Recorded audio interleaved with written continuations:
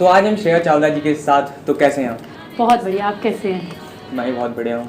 तो आज बात करने वाले हैं इनसे इनकी जर्नी के बारे में कि कैसे इन्होंने उत्तराखंड से लेकर बॉलीवुड तक का सफ़र तय किया है। बेसिकली उत्तराखंड में लोकल में किच्छा में रहती थी, वहाँ से इन्होंने बॉलीवुड तक का सफ़र तय किया है, जहाँ पे जाके इन्होंने फिल्म, सीरियल्स और बहुत सारी मॉडलिंग शोज़ में काम कर रखा है। तो आज जानते हैं इनकी जर्नी के बारे में।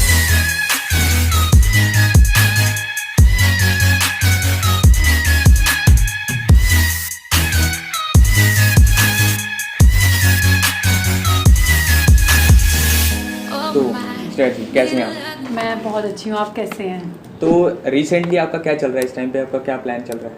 रिसेंटली अभी तो लॉकडाउन की वजह से फंसे हुए हैं, बट बहुत जल्द मैं बॉम्बे वापस ट्रैवल करने वाली हूँ। और उससे पहले मेरा 1-2 शूट हैं, जलंधर में पंजाबी म्यूज़िक एल्बम है, वो करके मैं बॉम्बे जाऊँगी। तो सबसे पहले तो मैं ये जानना चाहूँगा कि आप जब किच्छा में थे जी, तब आपका कैसे ऐसे मूड स्विंग हुआ कि मेरे को बॉम्बे जाना और वहाँ जाके इस लाइन में आना? Good question.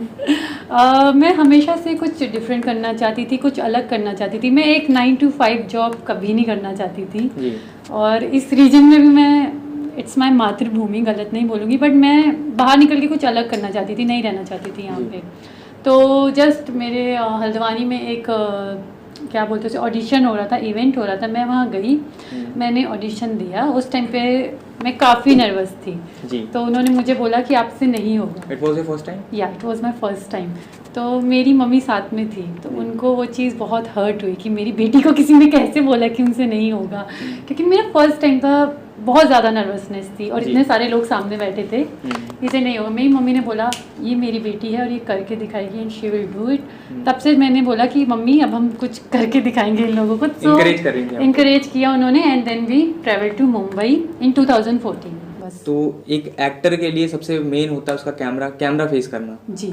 तो आपने पहली बार कैमरा कब फेस किया था और किस चीज़ के लिए फेस किया था? अगर मैं सच बोलूँगी तो पहली बार कैमरा मैंने वो जो ऑडिशन था उसी में फेस किया था, बट देन तो बॉम्बे जाके मैंने मूवी करी थी बरखा जी। काफ़ी बड़ा सेट था, काफ़ी सारे लोग थे, काफ़ी ज़्यादा नर्वसनेस थी, but still by God's grace बोलो या कुछ भी बोलो, मैं नर्वस वहाँ पे नहीं हुई। मैंने बहुत अच्छे से अपना जो स्क्रिप्ट है, डायलॉग्स बोले, काम किया।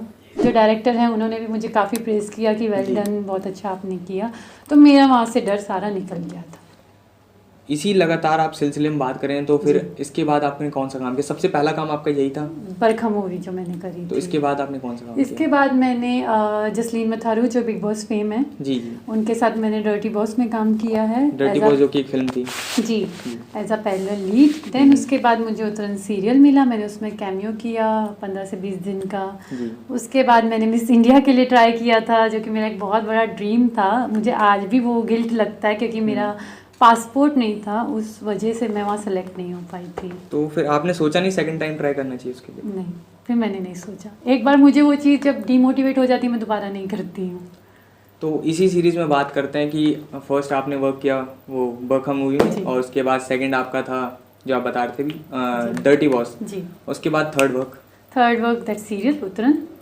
देन उसके बाद मैं कंटिन्यू टीवी सीरीज अपना क्या बोलते हैं इसको, रैंप वॉक, प्रिंस, ये सब मेरा चलता रहता था।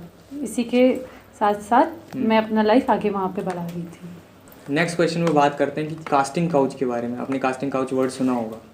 बहुत ज़्यादा सुना है। और अभी आपने फेस किया कास्टिंग काउच? नहीं, मैंने नहीं किया। होता है बॉलीवुड में? सुना मैंने भी है, पर जब मैंने फेस नहीं किया तो मैं बोल नहीं सकती। होता होगा, लोगों से सुना है कि ऐसा होता है, मेरे साथ ये हुआ, मेरे साथ वो हुआ, बट मैंने नहीं फेस किया अभी तक। आपने ऑडिशंस बहुत सारे दिए होंगे? जी बिल्कुल दिए हैं। तो ऑडिशन का प्रोसेस क्या होता है मुंबई में? ऑडिशन का प्रोसेस ये है कि आपको पहले कॉन्टैक्ट्स अपने बनाने पड़ते हैं, उसके बाद आपको एक ग्रुप होता है, उसमें मैसेजेस आते हैं कि इस जगह पे ये ऑडिशन है, आप उसे फॉलो अप करो, आप कॉन्टैक्ट पे बात करो, देन आप वहाँ पे ऑडिशन देने चले जाओ। उसके बाद उन्हें लगेगा इफ़ यू आर फिट तो वो आपका ऑडिशन लेंगे। देन उसके बाद सिलेक्शन प्रोसेस चालू होता है। अगर आप शॉर्ट लिस्टेड हो दे विल कॉल यू, अगर आप नहीं हो तो वो कुछ नहीं बोलते। तो फिट और नॉट फिट बहुत ज़्यादा फेमस वर्ड है वहाँ पे, बहुत ज़्यादा है। और और लोग इसको दिल से लेकर चले जाते हैं। बिल्कुल मेरे साथ ये बहुत बार हुआ है, 90% मेरे साथ ये हुआ है कि आप नहीं फिट हो, you are not fit, you are not fit. But still मैंने उसको एक नेगेटिव पॉइंट नहीं लिया, क्योंकि जो रोल मैं कर सकती हूँ, जो मेरे लिए होगा तो वो मेरे लिए ही होगा ना। मैं किसी और के रोल में तो फिट नहीं हो सकती हूँ। तो मैंने उस चीज़ को नेगेटिव बिल्कुल भी नहीं लिया, एकदम पॉजिटिव लेके बहुत सारे लोग हैं जो दिल से लगा लेते हैं कि नहीं मैं खत्म हूँ, मैं बेकार, वो उनकी गलती है, उन्हें ये नहीं करना चाहिए। एक बहुत अहम क्वेश्चन जी, कि नेटवर्क या टैलेंट? नेटवर्क या टैलेंट? ओके, नेटवर्क से वर्क होता है। और एक इसमें एक लाइन जोड़ना चाहूँगा कि मैं अगर नेटवर्क होने के बाद आप में टैलेंट नहीं है तो फिर क्या होगा? नेटवर्क होने के बाद टैलेंट नहीं है, देन आपके स्टार्स चलते हैं आपका लक चलता है। क्योंकि आप देखो कितने लोग हैं जिन्हें सच में एक्टिंग नहीं आती है, काम करना नहीं आता, कैमरा कभी फेस नहीं किया है, बट दे आर स्टार आज की डेट में, दे आर सेलिब्रिटी। सो उनके स्टार्स हैं, वो उसकी वजह से वहाँ पे हैं आज, सिर्फ नेटवर्क की वजह से, सिर्फ नेटवर्क की वजह से, उनके स्टार्स की वजह से। आपको अपना पहला काम नेटवर्क की वजह से मिला था, आपके टैलेंट की वजह से? टैलेंट वो टैलेंट की वजह से मिला था, क्योंकि मैंने उसके लिए ऑडिशन दिया था। और बाकी काम? बाकी उतरन मुझे नेटवर्क की वजह से मिला था, एंड डर्टी बॉस भी मुझे नेटवर्क की वजह से मिली थी। तो यहाँ पे अगर मेन हाईलाइटेड पॉइंट होगा तो network see, I told you first. तो यहाँ पे बात करते हैं, नेक्स्ट पॉइंट ये है कि आप कितने साल से इस लाइन में काम कर रही हैं? मुझे 6 साल हो गए, 2014 में मैं 2014 से 2020 चल रहा है, तो 6 साल हो चुके हैं। इस 6 साल में आपको ऐसी कौन सी चीज़ें जो मोटिवेटेड रखती है कि मुझे आगे भी काम करना है? सच बोलूँ, मेरी मम्मी, आई स्वेयर, वो मुझे बिल्कुल भी डीमोटिवेट नहीं होने देती है। मैं बहुत जगह पे डीमोटिवेट हुई, बहुत जगह पे गिरी, उन्होंने मुझे संभाला। एक मेरी मम्मी है, माय मॉम, जो मुझे मोटिवेट करके रखती हैं। बाकी मुझे नहीं लगता और कोई इतना मुझे मोटिवेट कर सकता है जितना वो करती हैं। तो अगर यहाँ की इंडस्ट्री की बात करें, मुंबई की इंडस्ट्री की बात करें, बहुत ज़्यादा डिफरेंस हो जाता है। हाँ, तो बहुत ज़्यादा। तो वहाँ के स्ट्रगल के बारे में आपको क्या कहना है? स्ट्रगल वहाँ का बहुत ज़्यादा है, बहुत रियल है। जैसे कि मैंने बताया कि नेटवर्क से काम वहाँ मिलता है जी। एक ऑडिशन रखोगे, 500 लोग ऑडिशन देने आ जाते हैं, उसमें भी आपका नेटवर्क होना ज़रूरी है कि अगर आपका कनेक्शन है, आप जानते हो उसको बंदे को डायरेक्ट, देन ही आपका जो ऑडिशन है वो आगे जाएगा, नहीं तो वो जाते भी नहीं है ऐसी जस्ट लैपटॉप में, कंप्यूटर में पढ़े रहते हैं। ईमेल्स आते हैं और ईमेल्स फिर ड्राफ्ट में पड़े हुए हैं। तो स्ट्रगल बहुत ज़्यादा है, थोड़ा बहुत भी नहीं, क्योंकि आज की डेट में हर बंदा वहाँ पे पहुँचा हुआ है, हर बंदी वहाँ पे पहुँची हुई है कि मुझे एक्टर बनना है, मुझे एक्ट्रेस बनना है। तो इस लाइन में पहले तो सबसे ज़्यादा घर वाले डिमोटिवेट कर देते हैं लड़कियों को। मेरे घर वाले बिल्कुल भी ऐसे नहीं हैं, दे आर वेरी सपोर्टिव। तो आपको थैंक यू करना चाहिए गॉड को इस बारे में। बहुत ज़्यादा मैं करती हूँ, क्योंकि मेरे घर वाले आर लाइक कि आज की डेट में भी मैं देखती हूँ कि लड़कियों को बोलते कि चलो अब पढ़ाई हो गई, नौकरी भी हो गई, अब तुम शादी कर लो। माय घर वाले लाइक नो, तुम्हें शादी नहीं करनी है, तुम करियर बनाओ अपना। क्यों, उन्हें मुझ में वो पोटेंशियल दिखता होगा, इसीलिए तो वो मुझे बोलते हैं। तो लड़कियों के लिए आप क्या मैसेज देना चाहेंगी कि बॉलीवुड में आपको जाना चाहिए कि नहीं जाना? डार्लिंग, बहुत स्ट्रगल है बॉलीवुड में, बट स्टिल अगर तुम्हें लगता है कि तुम्हारे अंदर वो पोटेंशियल है, एक बार ट्राई ज़रूर करो।